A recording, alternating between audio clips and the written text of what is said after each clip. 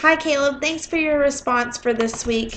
I just wanted to go off some of the things that you mentioned, and you mentioned also this not having a consensus between different agencies, and it just made me think of by not having this consensus, maybe this is of the definition of terrorism, maybe this is based on the competing agendas of the different agencies that we see. Like the FBI has one definition this of terrorism, the CIA has another definition, the Department of Defense has a completely different definition, and it seems as if these disagreements on a definition demonstrates the disagreements of the groups and wanting to be the one to carry out their own agendas on terrorism. And maybe this isn't closely related or it has nothing to do with it at all, but it just made me think of why nobody has came to a consensus of what terrorism means, and why isn't there just one definition of it? Is it because we have all these different agencies, and because we have all these different agencies, they go out and do their own things, and so they have their own ideas of what terrorism is because of their different agendas and all of this. So it made me think about all that, and I liked how you continue to like discuss the definition as far as non-state action and stuff like that. And it just made me think, because this also goes along with the different definitions of terrorism.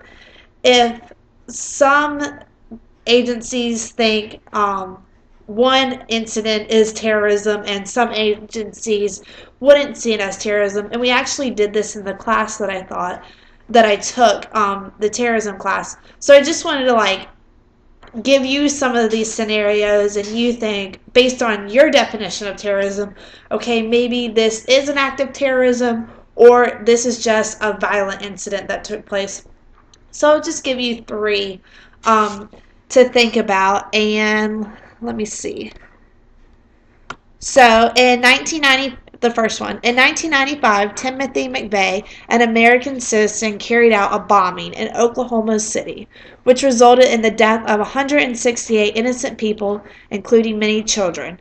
The bombs were homemade, concocted from fertilizer. He was believed to be a white supremacist, but belonged to no formal organization. So just would this be an act of terrorism, or would this just be an act of somebody committing murders and it wouldn't be classified as terrorism?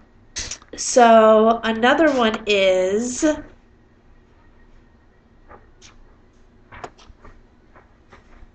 operatives believed to be working for the Chinese government launched a denial of service attack on computer servers located at the Pentagon.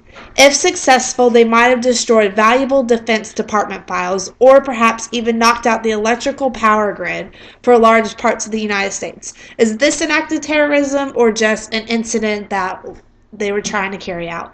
And last one, the